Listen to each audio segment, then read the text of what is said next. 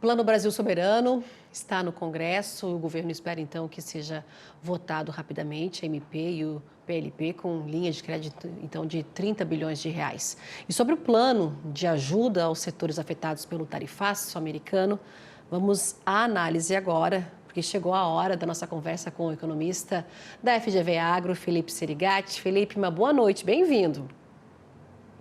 Simone, tudo bom com vocês? Tudo jóia por aqui. Vamos ao plano. Ajuda a minimizar os efeitos do tarifaço para a exportação brasileira, Felipe, de pequenos, médios negócios, ajuda os setores afetados e também os pequenos produtores. Como é que você avalia tudo isso? Então, vamos por partes, né?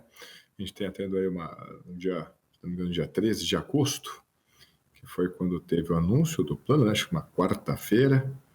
As linhas gerais, né, de como é que seria feito o socorro para os setores afetados. Aí, na sexta-feira passada, dia 22, houve o anúncio das linhas de crédito, aí com um detalhamento maior. E nessa segunda-feira teve as compras governamentais, né? Bom, o que dá para tirar disso até o momento, né? Em primeiro lugar, claramente tem um esforço, sim, do governo de promover algum socorro para os afetados, para os atingidos, né, pelo tarifaço.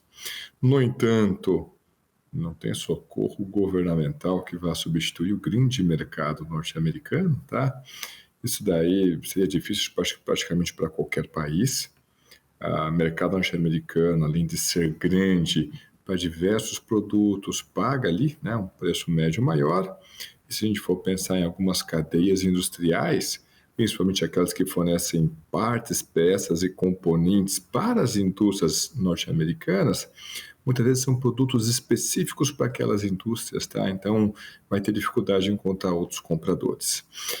Dividindo por anúncio, né? O que nós tivemos na última sexta-feira, as linhas de crédito ali associadas, seja ao Fundo de Garantia à Exportação, seja ao BNDES, claramente muito mais voltado para a indústria do que para o universo agro. Tá? Tanto que houve ali uma dúvida, porque o tempo todo falou-se em CNPJs, mas não ficou claro se o tipo de CNPJ que o agro tem para exportação se funcionaria para acessar aquelas linhas de crédito, né? Depois, quando a gente olha para as compras governamentais anunciadas na segunda-feira, de um lado, uma lista limitada de produtos, né? Então, algo entre 6, 7 ou 8 produtos, né? Quem juntava castanhas, né? Castanha do Brasil e castanha de caju davam 7 produtos, quem separava dava 8 produtos. Mas ainda assim, né? Uma lista limitada de produtos que foram atendidos. E aí, a próprio ministro, né? O mercadante deixou isso bem claro, não vai ser pago o preço de exportação, né? Vai ser pago o preço ali dos programas que realizarem aquela aquisição, né? Seja o PNAE, Programa Nacional de Alimentação Escolar, seja o PAA, Plano Nacional de Aquisição de Alimentos, né? E aí tem uma tabela de preços, essa tabela que vai ser utilizada como referência. Em outras palavras, olha, inclusive para os segmentos atendidos, contemplados, né, com as compras governamentais, a receita gerada vai ser menor, não vai ser a receita que teria obtido com as exportações para os Estados Unidos se não tivesse havido essa ampliação do tarifaço para 50%. Então, de forma geral, né, para o universo agro, tem gente importante que ficou de fora, né? Vocês já anunciaram bastante, né? Tanto carne bovina quanto café, que estão na expectativa de conseguir ali entrar na lista de exceção, buscar um novo mercado, fazer alguma triangulação. E para os setores que foram atingidos, né? Que foram contemplados ali pela política, tem, mesmo que haja ali um suporte da política, você tem uma contração de receita, tá? Então, o universo agro é o setor que mais foi atingido? Sim. É o que está na pior situação? Talvez não. Acho que a indústria que tem maior dificuldade ali de encontrar novos mercados seja uma situação mais desconfortável. Mas ninguém está passando ileso dentro da lista dos afetados, seja contemplado por algum socorro governamental, seja aqueles que ainda não foram contemplados. Ninguém está passando ileso não, Simone. Pois é, em relação a essas compras públicas, né, compras do governo, estados, municípios, eu estava conversando até com a Associação das Castanhas, né, eles falam justamente isso, essa possível perda de receita, porque não vai ser pago com o que eles vendem, né, com tabelado pelo dólar, ou seja, vai ser pelas compras aí dos programas que o governo tem essa questão toda aí, né, que eles estão avaliando, e também, como você coloca do outro lado aí, a indústria, né, já dando férias coletivas, também já ocorrendo demissões, que a gente já deu aqui o setor de madeira, lá em Mostardas, no Rio Grande do Sul, diminuindo a sua capacidade produtiva lá, demitindo funcionários, e esse impacto diante do emprego, não é?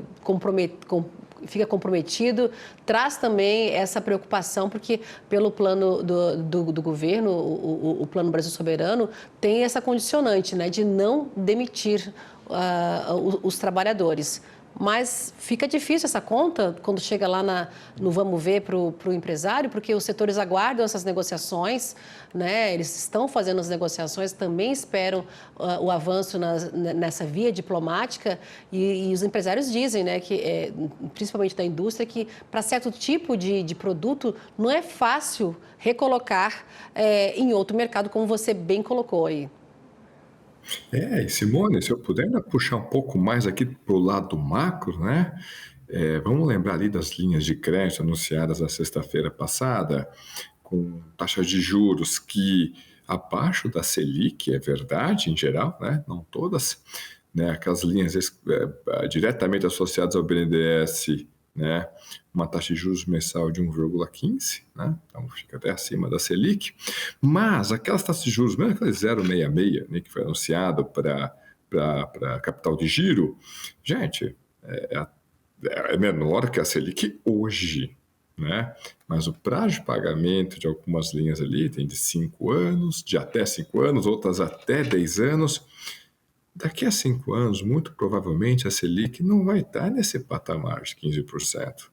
Provavelmente esteja já operando em um dígito, né? Vamos imaginar, a inflação ainda está um pouquinho acelerada, está um pouco acima da meta, mas já está num patamar bem mais confortável que estava no início do ano. Então, já se começa a conversar a respeito de um início de uma redução de corte de juros, talvez ali no mês, na última reunião do Copom do ano, lá em dezembro. Enfim, essa taxa Selic não vai estar nessa altura. E aí, quem precisar do recurso, não tem que fazer, tem que ir lá, tem que pegar para conseguir tomar um fôlego. Mas quem tiver alguma outra opção, puxa vida, né? Talvez seja interessante avaliar essa alternativa, porque o custo dessa política para um prazo maior, ela está cara, né? Então, você tem condicionante de emprego, e o condicionante de emprego é até bem interessante, né? Foi colocado para o crédito, mas não foi colocado para as compras governamentais. Para o crédito, a manutenção, né, do número médio de postos de trabalho que aquele CNPJ tinha entre julho de 2024 e junho de 2025, ou seja, nos últimos 12 anos, 12 meses pré-tarifaço, só que fala no número de postos de trabalho, não fala em remuneração, não fala em composição desse trabalho, então se tiver que substituir uma mão de obra mais cara por uma mais barata, atende sim as expectativas do programa. O programa está olhando o número de postos de trabalho, mas para o empresário é desafiador. E aí nem é necessariamente culpa do governo, vamos lá. Difícil substituir um mercado grande, dinâmico e que paga bem como o mercado norte-americano. Então, o tarifaço como um todo é ruim, principalmente, naturalmente, para os setores mais afetados.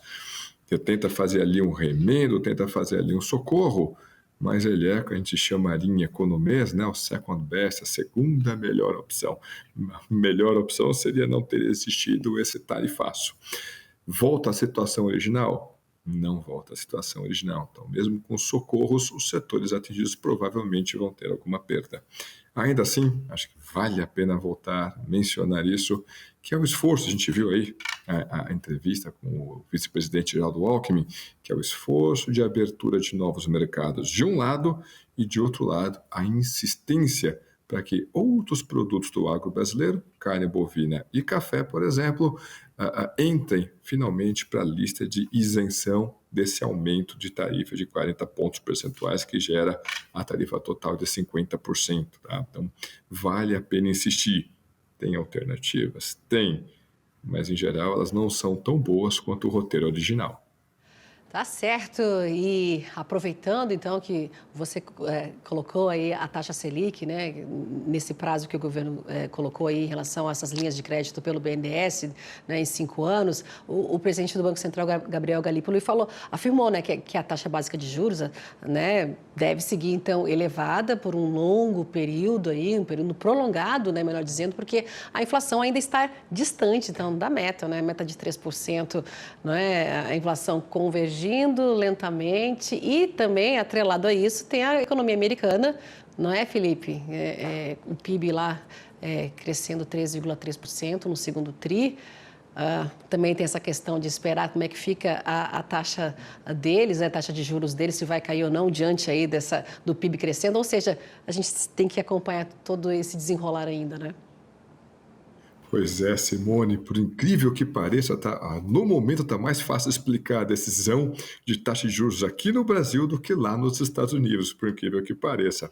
Aqui no Brasil, o presidente do Banco Central está fazendo o que se espera de presidente do Banco Central, né? Ser mais conservador. Gente, vou manter a taxa de juros mais elevada por um período mais longo, corretíssimo. Qual que é o ponto? Né, aqui no Brasil. De um lado, a gente já tem sinais que a economia brasileira está desacelerando, tá?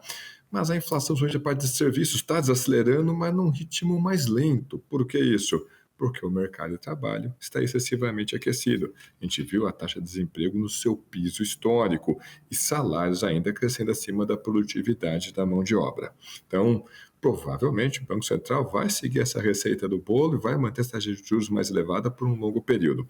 Estados Unidos, aí a situação ficou mais complicada. Até diretora do Banco Central dos Estados Unidos foi demitida, não está claro se podia ter feito essa demissão ou não. Qual que é o ponto nos Estados Unidos? De um lado, a inflação está dando uma esticadinha, então não permitiria uma redução da taxa de juros. Só que o Banco Central dos Estados Unidos tem um mandato duplo. Ele tem que olhar para a inflação, mas também tem que olhar para o mercado de trabalho.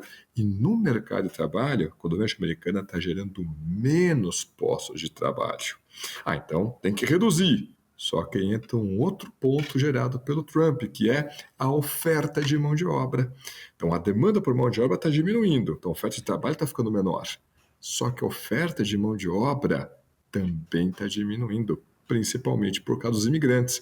Aí vem a pergunta, qual efeito vai ser preponderante? O encolhimento da força de trabalho devido à ausência dos imigrantes ou a redução de postos de trabalho? Porque um joga a inflação para cima, o outro joga a inflação para baixo. Então, por incrível que pareça, está mais fácil ler o cenário para a taxa de juros aqui no Brasil do que lá para os Estados Unidos. Felipe Serigatti, muito obrigada pela análise semanal aqui com a gente, viu, Felipe? Uma boa noite, já te desejo um excelente fim de semana, porque amanhã já está sextando, e a gente se reencontra na semana que vem com análises de outros assuntos. Obrigada, viu, Felipe? Eu que agradeço, gente. Uma ótima noite e um excelente final de semana a todos. Tchau, tchau.